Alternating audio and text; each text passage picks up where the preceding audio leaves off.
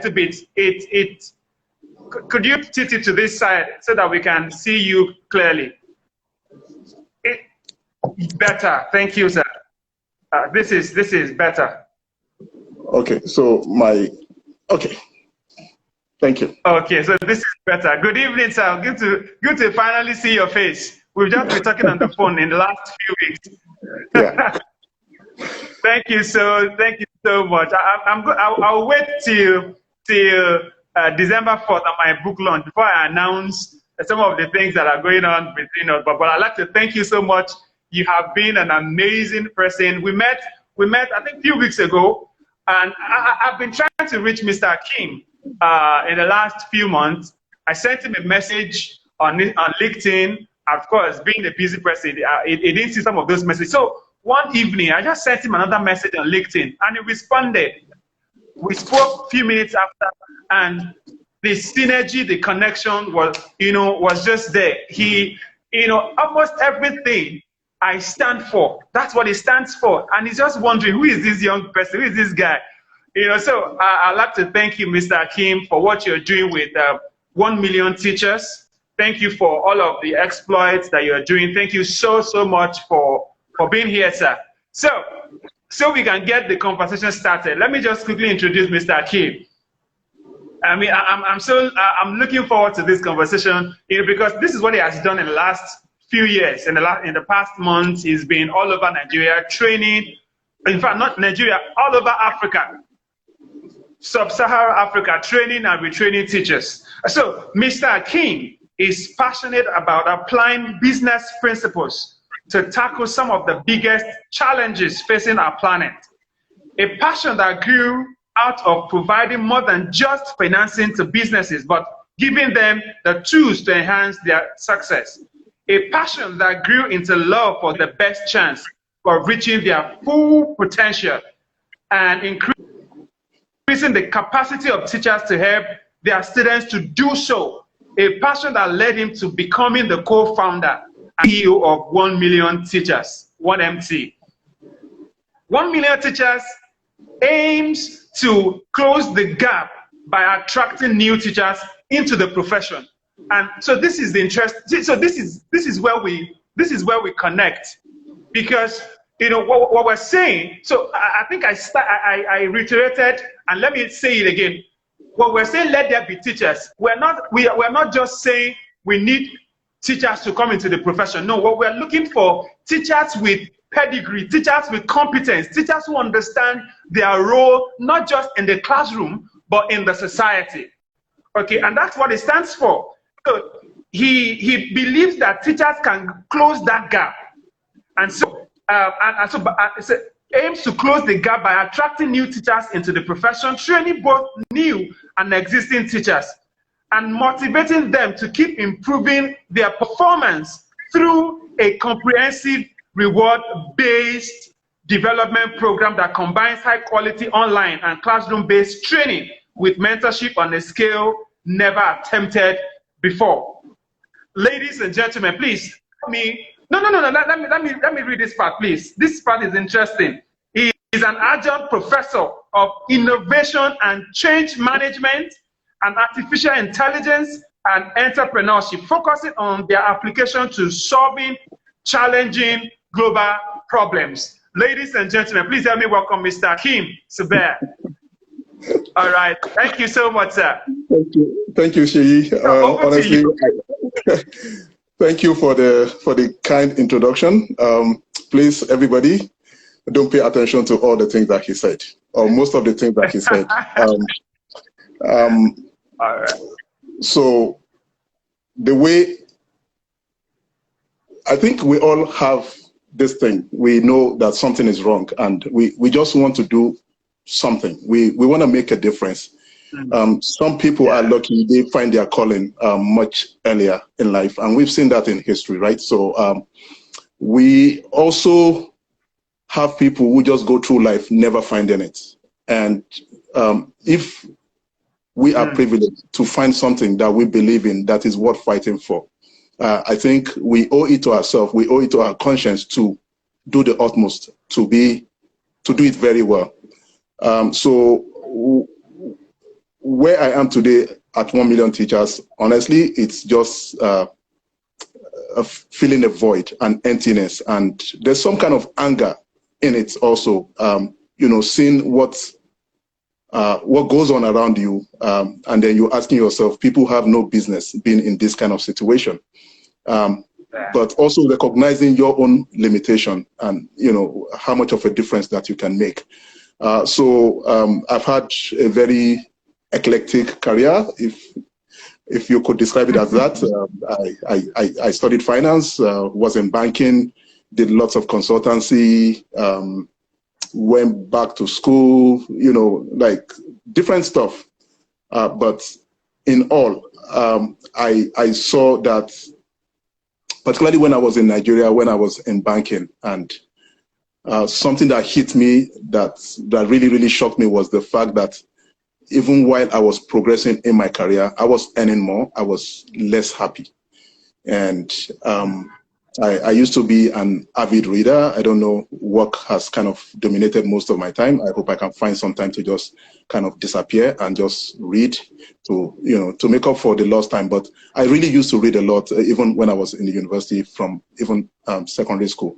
And there was some things that I wanted to do with my life. And my working career, it wasn't just it. I didn't see that. So there was a lot of emptiness, and I asked myself that I didn't want my life to be about making money and buying stuff, you know, and getting to travel and, you know, just having material things. There was that emptiness. And when I relocated my family to Canada, that was something that weighed on my mind, that this is the second chance to really, really do something that connects to your soul. So there's a whole lot of journey that I know we don't have time. We already lost some time trying to get into the session. But the summary is that I am where I am now as a result of those deep questions that I've been asking myself. What's my life worth, you know, and how can I make a difference? And my family, we set up a school. That's a different story entirely. We used to own a school, and I saw a lot, not only as a co-school owner, but as somebody who used to train teachers, not only at our school, but even for government. And I'm like, oh my God, this is really scary. And if we say that teachers, and everybody says it, everybody mouths this word about teachers being very important, and we don't put our money where our mouth is. You know, we say something and we do something else entirely. You know, even families, you know, parents telling their children that, oh, you can't be teachers. You know, why? Because they think that this is not an edifying, or we say it's noble profession. But in our heart of heart, we know that even when it comes to family meetings, you have everybody, oh, this is an accountant, lawyer, banker, whatever it is. And then as a teacher, because you have such poor income, that I'm talking about the average teacher now, right? In a place like Nigeria, nobody pays attention to you. So that is what the society is communicating. And I'm saying this only for Nigeria and most parts of sub-Saharan Africa. That is not the situation we have in North America. And I work with teachers here, and it's a whole different kettle of fish. Yes, they have their own issues. Yes, they complain. But it is really, really a noble profession to be in. You admire these people. And I'm asking myself, why can't our society be like that, to elevate teachers to be the best that they can be? And it is by creating certain signals, incentivizing that behavior from how teachers are even accepted into university program. Let the best of the best of the best fight to be in teacher education program, knowing that people are always going to follow the money. In the early to late 90s, why was banking and even telecoms at some point, why did they attract so many amazing candidates, brilliant people, first-class candidates? It was money was an incentive. I joined banking. I worked in Guarantee Trust Bank. We were in training school. It was money. You know, you come, you already bought a car within a few months after. You are like, you know, you go anywhere, you are hanging out with your friend, you brag, all of those things. You get to travel abroad. You understand? Wow. Why can't teachers be elevated to that? And we see that happening. We have teachers all around here. We see the houses that they stay. They can afford decent life. You understand? Why can't that be in Nigeria? So but see, we can sit down and complain forever. You, as part of being self-aware, is recognizing the limit, of what you can do and what you can't do. Focusing on your circle of influence rather than your circle of concern. And the lamentation is because we're always focusing on our circle of concern, that, individually we don't have the power to change, but we can work with others, or we can inspire others so that we can create a critical mass of change makers like that.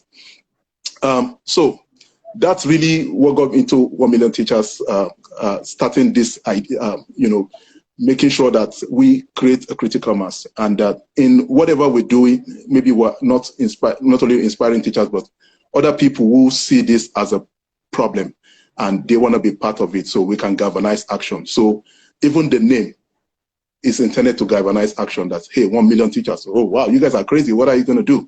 And then we say, okay, so this is how. So that's kind of how we got there. But today, Seyi, thank you. You wanted me to kind of take some deep dive into personal and professional development. But yes. If you would indulge me, my approach is a bit different, because I think that the starting point in life, in everything that we want to do, is to have a sense of mission. Like, if you don't know where you're going, or they say if you don't know where you're coming, you probably won't know where you're going, right? Because you want to kind of do a self-inventory and whatnot. But you need to have a sense of mission. So what's the point of me developing myself when I don't know where I'm going? And wow. We're talking to teachers now, so otherwise it will be very difficult, honestly. I mean, just consider, some of us work with kids, right? A lot of times you're trying to get maybe your child, or anybody else for that matter, that you're trying to say, hey, do this. Most times, if you haven't convinced them about the why of it, you're not going to get any response, positive response from them. And kids here challenge you. You tell them to do something, they say, why? Tell me why. Why is this important? So when you start from that perspective, I think it's easier for people to go along a path of development, personal journey, self-improvement, all of those things. So that's really where I want to start from.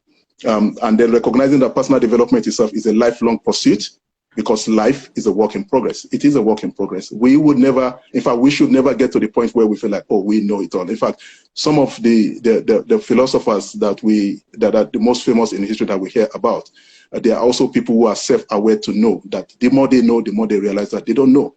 It's only ignorant people who think that, oh, they've reached the pinnacle of their learning. So the whole concept of learning itself makes you aware of your inadequacies or of your deficiencies, that really you have a long way to go. And it's a lifelong pursuit. You will never, ever get there. You can aim for perfection, but you will never be perfect. And that's kind of how we design our program at 1 Million Teachers. We say that, hey, you start from white belt. White belt means you're starting from a clean slate. You have a whiteboard, and then you begin to write your journey. And this journey is about self-improvement. So you're taking the courses, you go to yellow belt, you go to orange belt, green, and then you become black belt. What does black belt signify in itself? It's a level of mastery, right? It's a nomenclature that talks about a level of mastery that you've achieved. So when you hear black belt, you think about karate, because that's where we borrowed the idea from. Like, wow, this person is must really been good at something. So when we say you're a black belt as a teacher with us, it signifies respect. It's like, oh, I've gone through all of these modules, so I know this much. But then the whole program itself takes you back to white belt to say, hey, you've reached this level, there are still many steps to go. And that's where the humility should come in, where you recognizing that. And then we say from white belt to white belt, rather than from white belt to black belt. So clean the slate and start again, tabula rasa, right? So start all over, because that's really, and it's a very humbling experience for everybody who is really in the pursuit of learning. So for me, that's really what self-improvement, self-development, professional, personal, it's all about. And you almost cannot separate your professional development with your personal development. They are co-joint twins. They work in tandem.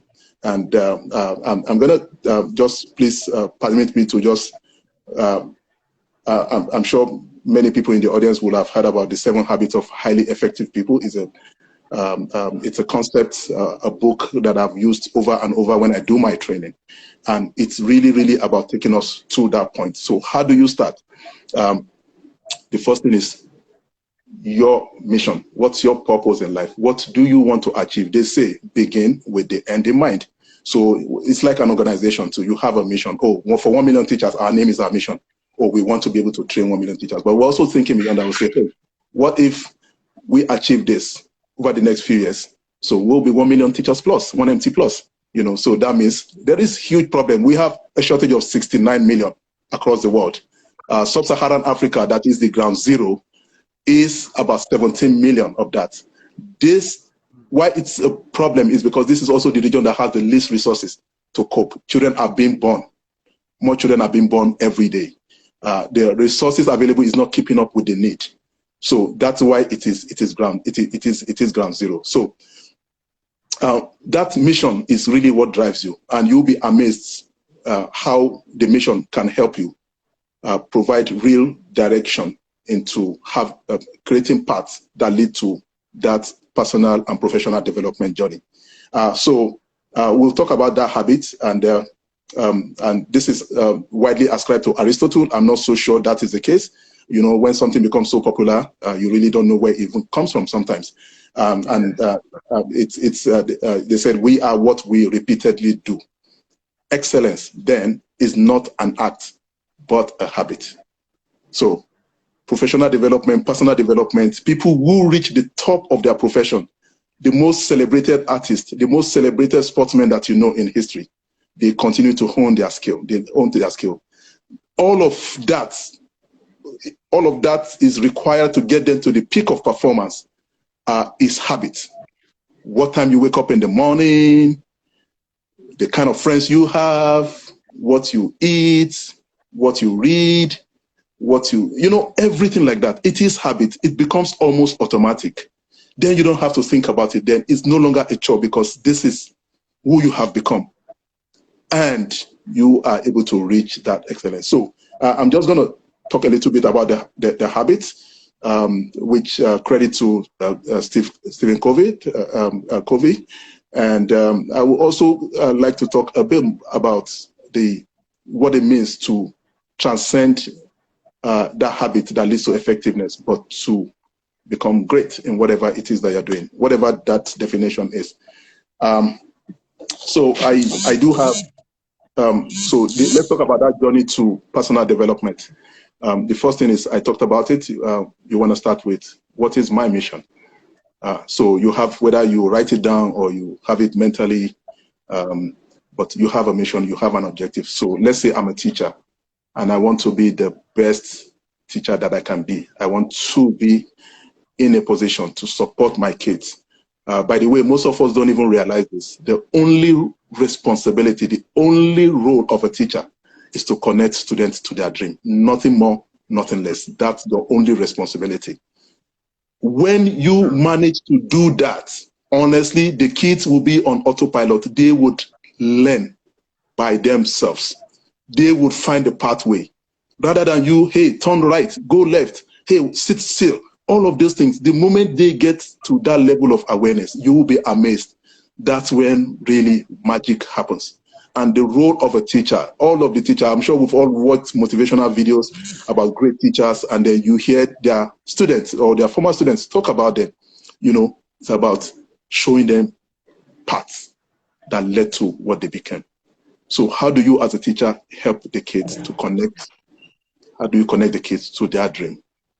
How do you help them answer their why question? Just like you have your own why questions. Why are you doing this?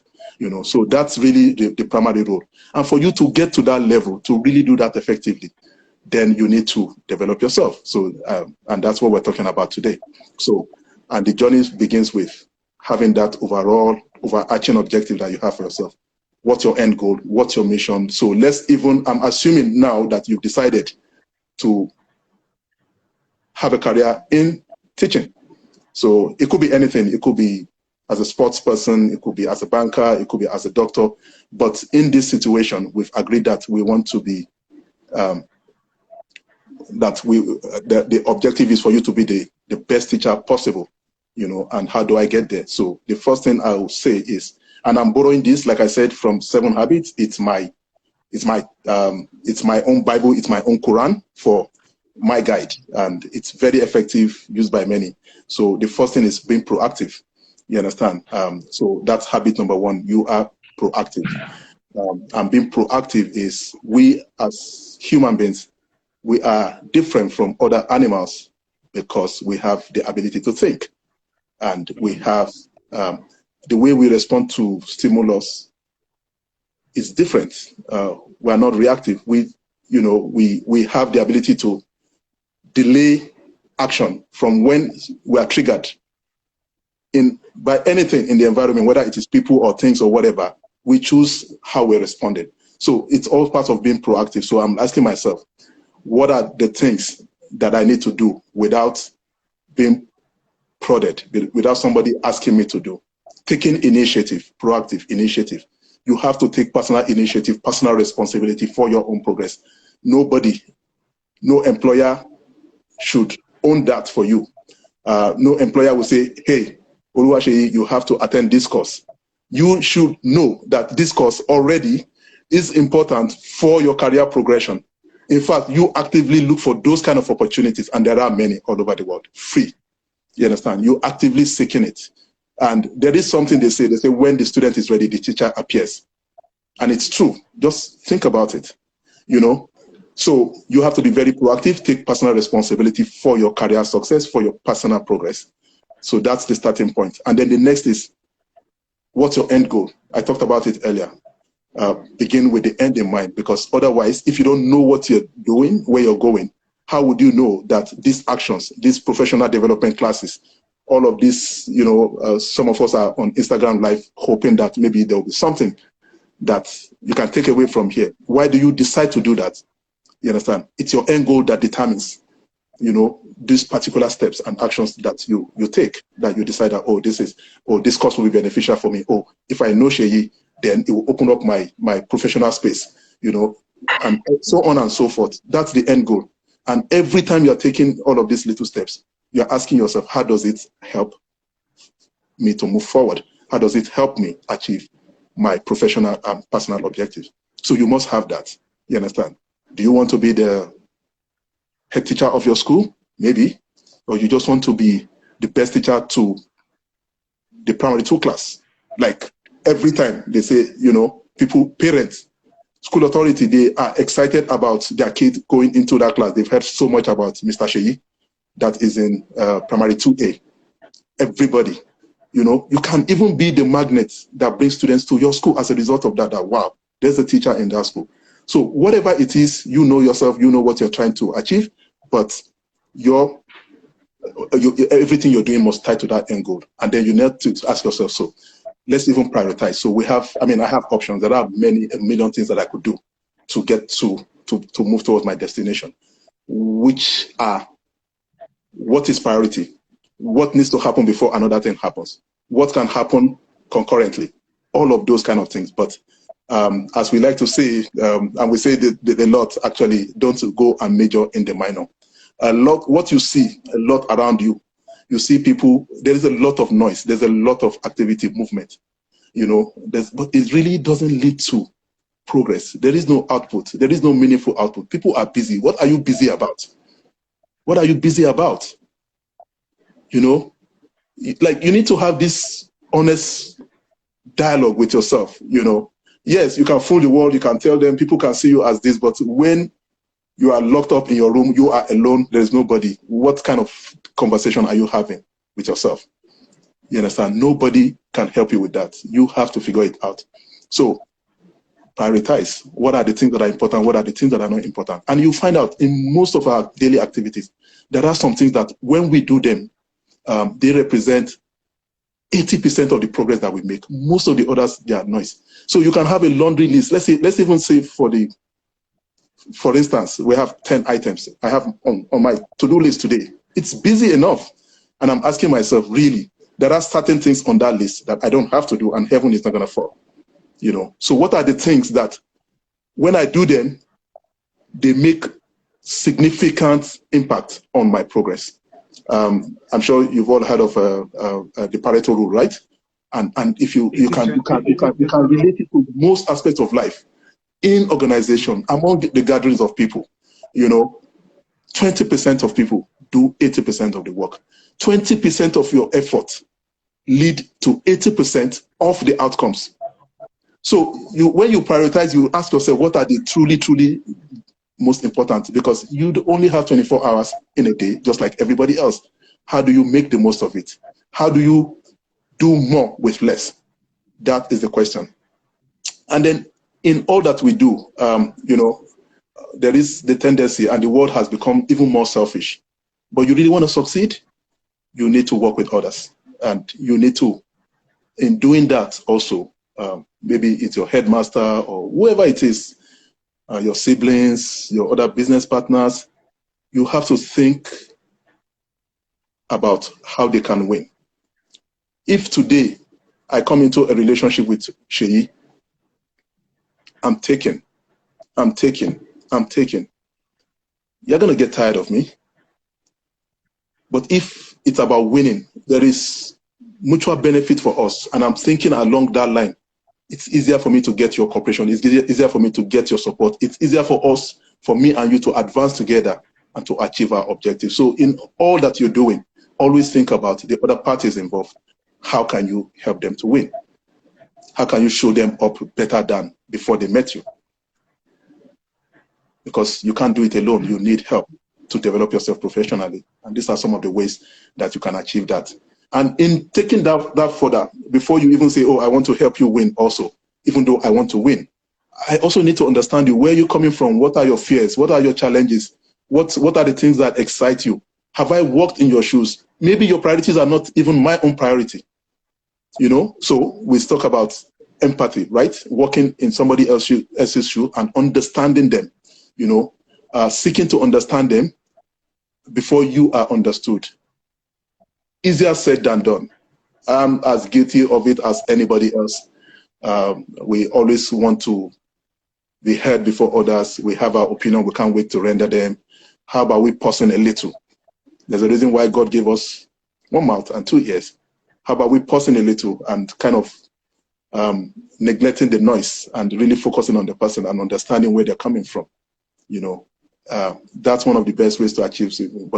And in doing that, when you're working with people, you're collaborating because you can't do it alone.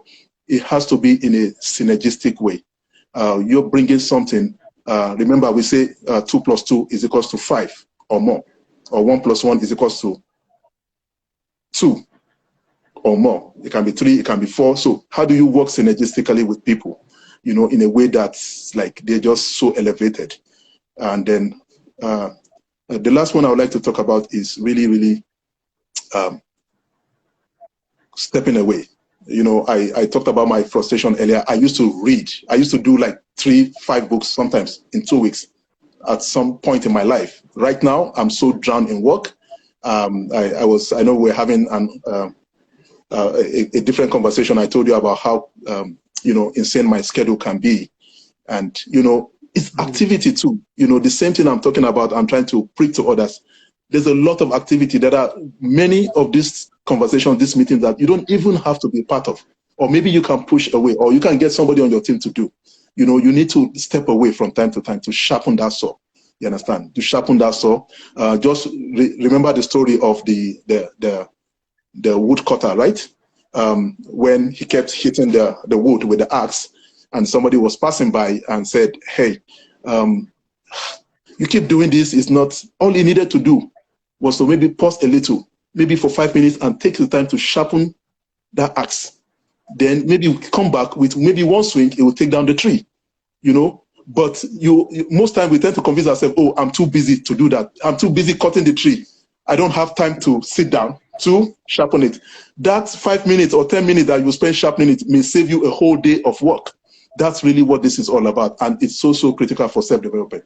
But fundamentally is asking ourselves, really, many teachers are in the profession and are wasting away because this is not what they want to do. This is not what they signed up for. And because they had nowhere else to go, no other employment. We've had situations where somebody is telling, say, maybe like a local government chairman, a parent, Mr. Sheyi, please, my daughter, she just graduated, she doesn't have a job. What can you do to help? Even if it's teaching, accept her. Even if it's teaching, it's that bad. And we can all relate to this, right? You know, It's like the easiest thing you can get. Any private school starts, just bring them in, just fill the place with people. Those people, do they really want to be there? No. And that's where you will never reach you cannot develop yourself really, really, if you haven't stepped away to ask yourself, what is the meaning of my life? What is the purpose? You know, and we talk about people achieving greatness, and you see that the key ingredient that they have, that must be in place for that to happen, is the fact that, first of all, not only do you have talent for something, some people don't even have any real talent in particular thing, but they work on it, right? They hone that skill and they keep improving. They may not be spectacular, but usually they get very good at it. So let's even say that's the case. But most important is, you look around you, there is a need. You know, teachers need help, people need help, pupils need help. How are you helping other people to solve their own problem? That's one. Second, your conscience. Do you feel compelled that, wow, this is so, like you sleep at night, you're just thinking about it, how can I help? So, and that's your conscience. And we all have these things that compels us to decide that, you know what, I'm going to go on and I'm going to make this happen. I don't care how much work, I don't care how much sacrifice is required. My conscience says that this is what I have to do. I got into that situation. And that's why there is 1 million teachers today. I could have, like most of my friends and family and colleagues, to say, hey, take a job and do that. There's nothing bad in it. The job can also be a fulfillment of my life's mission. It doesn't mean anything. However, we achieve it. You know, so there's conscience, there is talent, and obviously you have to have passion, right? You have to have passion for what you are doing. Otherwise, you're not gonna last, because when the problems come, I tell my team members, I said, the fact that you think that you want to do good, or people who volunteer with us, it doesn't mean that the world is going to roll up red carpet for you. Sheyi, I'm sure we've had this conversation. In fact, it is even more challenging. Even the people that need the help the most, that you really, really see it, they are probably the people who are going to fight you the most. You go to a community, there is no water, people are traveling 5 kilometers to go to the stream. You want to help provide a borehole. Some community elders or some people decide that if you don't settle us, nothing is going to happen here. You know, so it's not a given. So you're going to hit all kinds of frustration, but your passion is going to continue to drive you forward, you know. And then ultimately, you know, the world needs it. That is really where you find your voice. The Japanese call it ikigai. That's really, really where you find your voice. My hope is that those of us who have signed up to this journey in the education space, that we have found our voice, and that is the seed of your greatness. Life, they said that there are 2 important days in your life: the day you're born and the day you know why. Those are the 2 things. If we manage to find it as educators, I'm not saying that it's going to be easy. Honestly, it's going to be hard. People who care, who love you, are going to fight you. They're going to discourage you. They're going to say very mean things.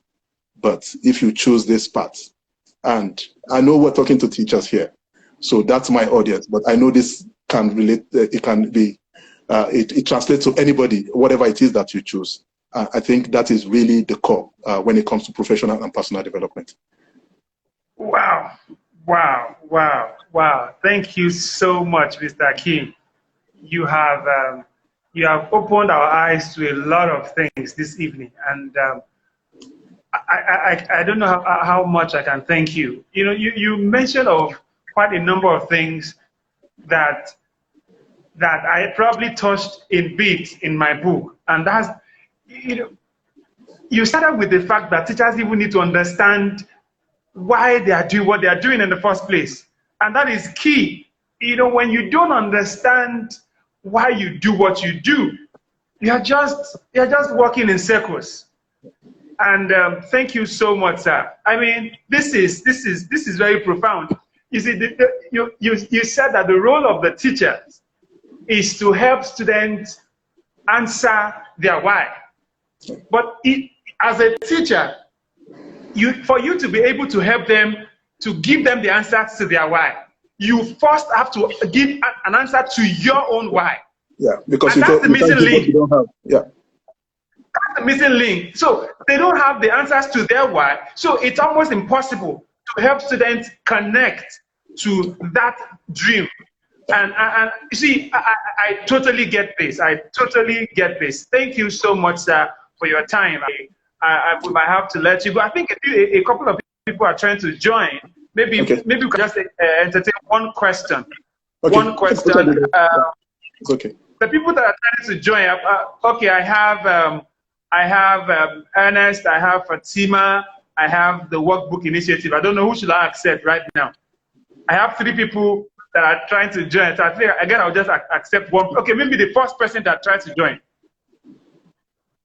Okay, so I accepted one person. And then please just make your question very, very concise, very brief, and straight to the point, so that we still have one more person coming up. Mr. Emmanuel, I hope you are here with us. Just send me a request to join so that we can quickly have this conversation and round off today. But thank you so much. You know, teachers, you have heard it. You need to prioritize. You need to look at your schedule. Look at the things that you feel look at the ones that are more important than the others, and then you can decide which one to do. Thank you so much. I've accepted your, okay, Mr. Ernest. Yes, sir. Yeah. Hello, Mr. Ernest. Turn your camera, please. Stop your camera. Okay. Just click that. There's this arrow, this double arrow. Just click on that double arrow. Okay, yeah. So that you can use the face camera. Okay. Okay. Yeah. Did I do it? Not yet. We can't see your face yet. Maybe you should just go ahead and see what you say. There's this camera. There's this icon on your screen. It has like a recycle arrow. Just click on that. Like that? Yeah, we can. Yes, we can see you right now. Good evening. Hi, good evening, sir.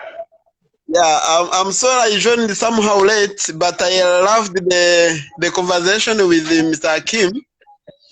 In fact, what impressed me is that I got now my role. My job is to connect the student to their dream. Once I've done that, it's okay. I've finished my work. Thank you very much for the opportunity. Yeah.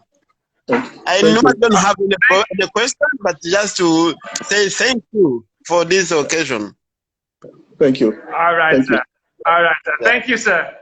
All right. So, your job, your role is to connect students to their dreams. Once you're able to do that, yeah.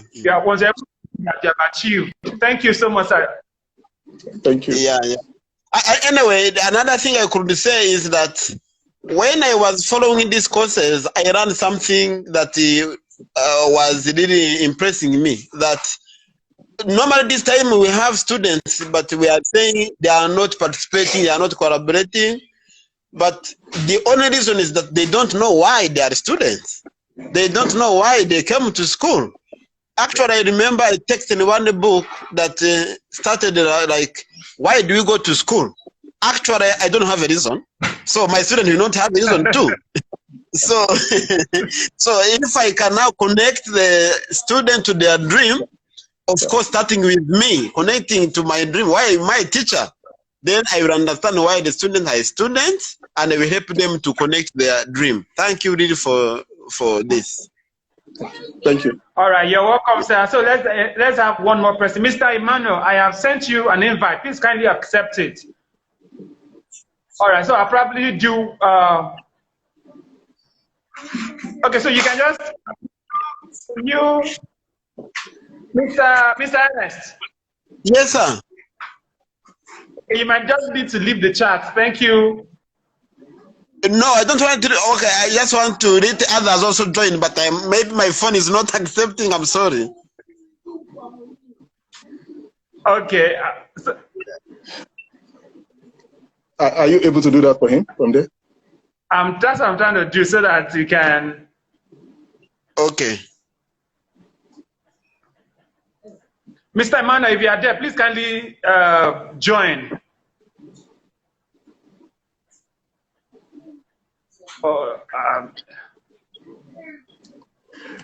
Shay, you brought me to Instagram. I haven't used Instagram in almost 5 years or so. Thank you. Thank you, sir. Thank you for this opportunity, sir. Thank you. Thank you.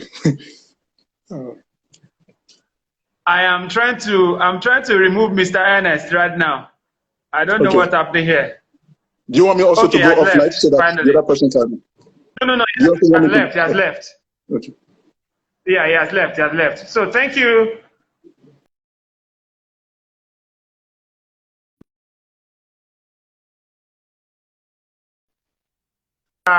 Hakeem, you have you've said some things this evening, and I am so happy.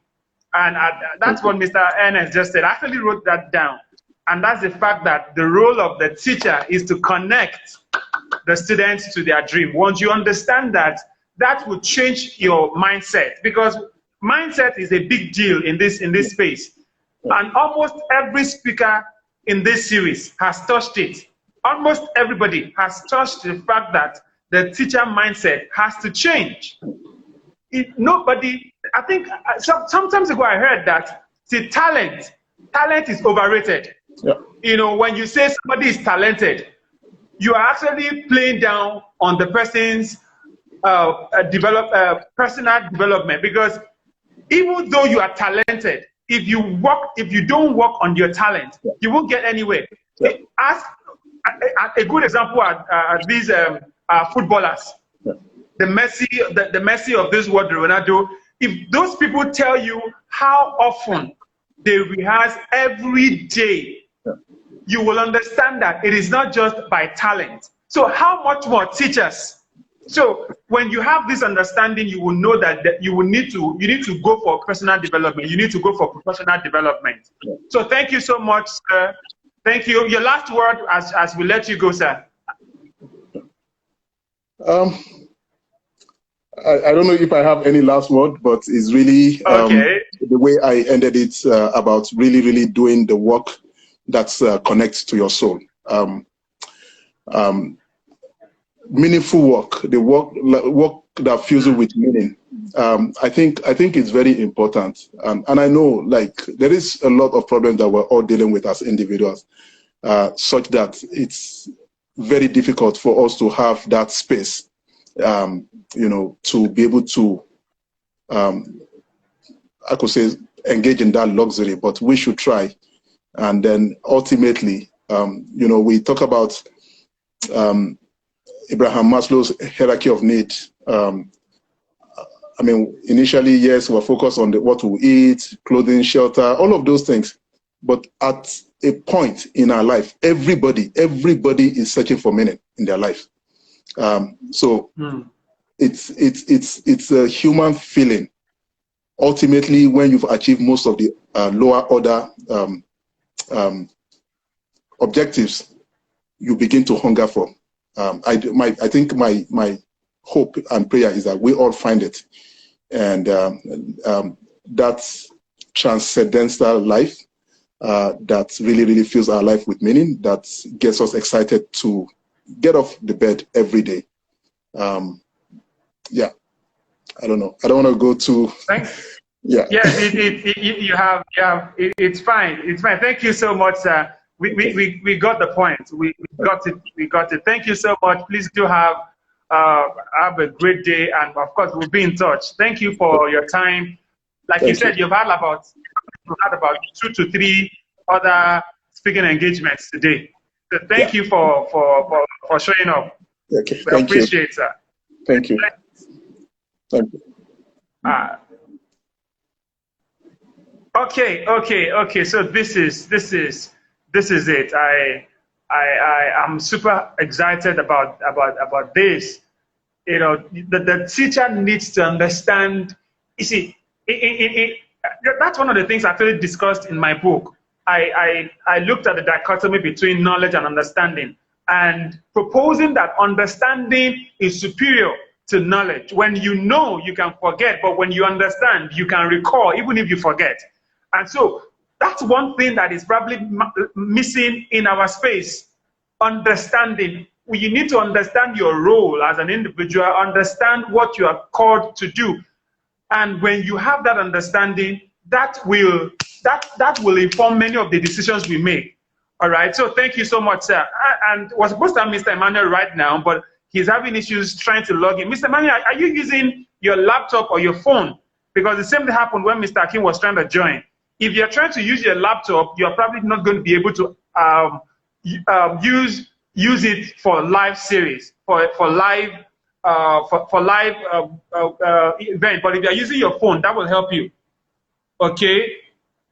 So with Mr. Emmanuel, please just try to send me another invite and see if that works.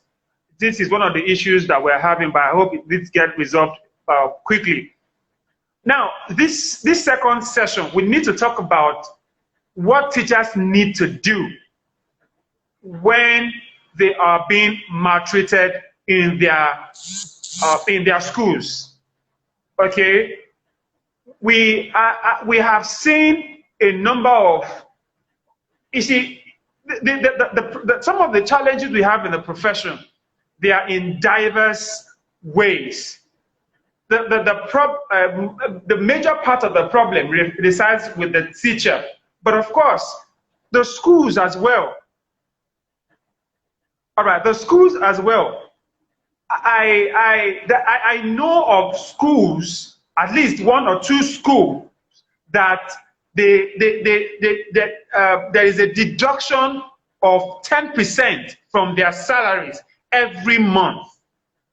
And when that money is deducted from your salary, you won't be told before you are offered employment. It is after employment, that during orientation, that you'll be informed that 10% of your salary will be deducted every month. And so that 10% will be given to you if you resign, if you resign a month before the end of the session. In other words, you cannot resign from that school within the session. If you resign within the session, you don't get that 10%. So what it means is that if you have worked in that school for 5 years, 10% of your salary has been deducted for 5 years. And of course, if you now resign for whatever reason, for some reasons, you have to resign. And your resignation is not going to be at the end of the session. You don't get that money. I mean, I don't understand the rationale behind that. I don't. Okay, so when we've seen how this doesn't happen in all schools, but we have seen how some school owners treat teachers. We have seen how some school owners treat teachers. When they are in such situations, what can we do? I know that there are other institutions in other professions that you can go to for help to say, this person has treated me this way, and you're more or less seeking justice. But in the education space, we don't have that. So that's one of the things we'll be having Mr. Emmanuel talk to us about this evening. But I don't understand what's happening right now. I've accepted you, Mr. Emmanuel. I don't understand what's happening right now. Okay, but this conversation is really important that we have it this evening. But the first conversation with Mr. Hakeem Subair is an eye-opener. And please, teachers, ensure that you constantly develop yourselves. You owe it to yourself to be a better version of yourself. You owe it to posterity to be a better version of yourself. You cannot say that you don't have time to study. You cannot say that you don't have time to. You see, you see, lesson notes. I don't know how to say this. Lesson note has become monotonous. Lesson note has become a convention. Lesson note has become a tradition. So teachers only submit lesson notes because they are compelled to submit lesson notes or lesson plan or whatever name we choose to call it. There is no, that teachers are not, I mean, don't let me say teachers now. Some teachers are not taking intentional measures to update and upgrade their lesson notes. And so what they just do is, the lesson note that they've been using for 10 years is the same lesson note that they're still using right now. And I mean, it can't work. If you understand the role of lesson note, you will understand that you need to always update it, because your lesson note is supposed to be a guide for you to teach in the classroom. And so if you use the lesson note that you used last session, then you're not doing anything. I'm sure we understand this popular quote that if you teach today's children as we taught yesterday's, we're depriving them of tomorrow. And so if you use the lesson note of last session and you use it this session, you are depriving them of the future.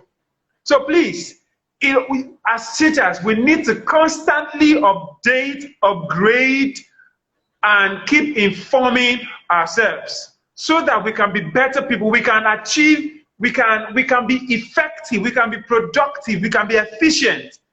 That's the goal of personal development. And like I said, personal and professional development they are intertwined. You can't exactly separate them. Okay, so please do well to daily improve yourself. And as you do so, and I'm positive that you'll be better than yesterday. Okay, so on to Mr. Emmanuel. Mr. Emmanuel, can we have you in the chat room? What's happening right now? If we're not able to bring you in, I will have to bring you up again. We will have to resolve this and bring you up again. That we have to, it's a conversation that we must have, that when issues arise in the school, when teachers, when school owners, in a way, I'm trying not to use the word maltreat, but when school owners treat teachers in such manners that are not humane, you know, what do we do? What exactly? How can teachers take such cases up? How can, I mean, you can't overwork teachers, even though we know that teachers have to. The truth is, I think I've said it a number of times. The job of a teacher does not end in school. As a matter of fact, it begins and it ends at home. So, and that's one of the challenges, that's one of the misconceptions that most people have when they are joining the profession. They join the profession thinking that they will have enough time. That is a grave misconception. Thinking that you want to be a teacher to have time for family. I mean, it's grave misconception. Your job, your role as a teacher, the job as a teacher does not end in school. It begins at home, it ends at home, because when you get home, you have to plan for tomorrow's lessons. You have to internalize what you will do in the following day. You have to reimagine. You have to imagine and reimagine what and how you will teach that concept.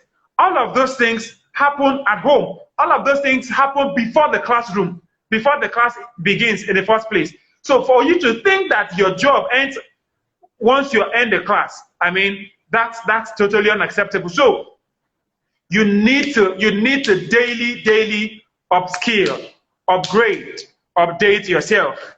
Mr. Emmanuel, what do we do? We're almost at 6 p.m. So I think we will have to have this session again. I'm sure that our viewers will be willing to listen to that conversation where we know what we can do. We have cases of this relationship between the school owners, the school principals, and the school and the teachers. What exactly can we do? How can we approach this challenge? I mean, so that's really what we're trying to do with this discourse. But he's unable to join. But I think on this note we have, I mean, this conversation for me has been rewarding. This conversation, I mean, from the beginning of this series till now has been rewarding. I mean, not just because I initiated this series. I have learned a lot, and I'd like you to please use some of the things that you have learned. Use some of the things that you have, and of course, I'd like to get your feedbacks. Please go to the comment section. Let me have your feedback. Let's see how we can, of course, this Let There Be Teacher series is not going to end this month.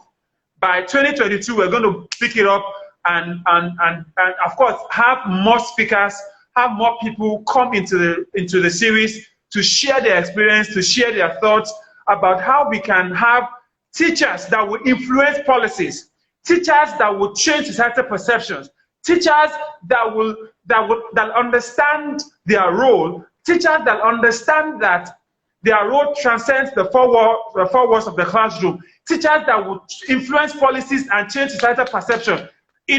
That's what we're looking for. Teachers that understand that there is so much more about them.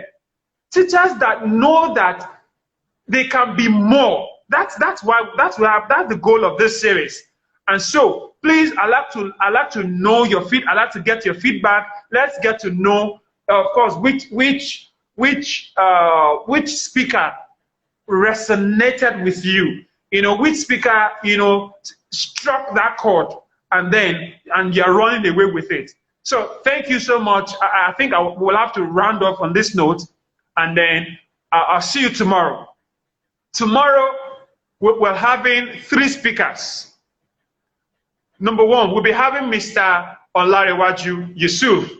Mr. Olarewaju Yusuf is the founder of Give Back Group. He is a teacher. Of course, we were first colleagues. He's also a teacher of English, as I am. But right now, what he's doing transcends the 4 walls of the classroom. And that's the idea. He's not just a teacher that is restricted to the classroom. He has moved away from the classroom, even though he's still in the classroom. I am still in the classroom. There's nothing I can do, there is nothing I will do that will take me out of the classroom. I am a teacher by design, by choice. So I will literally not leave the classroom. So regardless of what I'm doing right now, I will still teach English in the classroom. So that's what my friend is doing. He's a teacher of English, but at the same time, he has an initiative that he has called the Give Back Group. He goes everywhere sharing books to the less privileged. I mean, you need to hear his story. And of course, we're also going to have Jackson, my friend from Ghana. If you check him out on Instagram, he teaches his students with dance. So you see, when you understand your role, there are many things you will not be limited. This guy has been interviewed by BBC. This guy has been interviewed by notable TV channels, notable channels for what he does. And what does he do? He uses dance to encourage learning. And so it is for you to know what works for you. What do you have that you can use to inspire learning? What do you have that you can use to encourage that you can use to connect with your student? So we'll be here, we'll be listening to him tomorrow. And of course, my very good friend, Kemi Ogunsanya, he was supposed to be with us last week, but for some reasons, she's a big woman. She went to receive an award as one of the leading impactful educators in Nigeria. So she couldn't join us last week, but she will join us tomorrow, and she'll be telling us how you can harness the power of social media. Last week, Mr. Elvis Boniface shared with us how we can leverage on technology, and she's an example of that. She's greatly harnessing the power of social media. You see her on Facebook, on Instagram, on LinkedIn. She's everywhere, and she's making impact. Interestingly, while I was having a conversation with one of my friends, she said that she doesn't think that she's a teacher. As far as that, my friend, is concerned, you cannot be a teacher who teaches every day and you still have the time for social media. So I'm sure she's going to be ready for that question. How can you be in the classroom yet you have active social media engagement? That's what we'll be. So those are the things that we'll be looking at tomorrow evening, and by tomorrow we'll be rounding off the November Let There Be Teacher series to start in January. I mean, this series has blessed me. This series has encouraged me. This series has inspired me. And if it has done that to you as well, please share with me your comment, your feedback. And thank you for joining. Thank you for being a part of this series. Thank you for taking out time to be a better you by joining us. And tomorrow we'll be here once again. My name is Oluwaseyi Anifowose, and like I always say, I am a teacher. Please enjoy the rest of your evening. Thank you, and do have a great evening.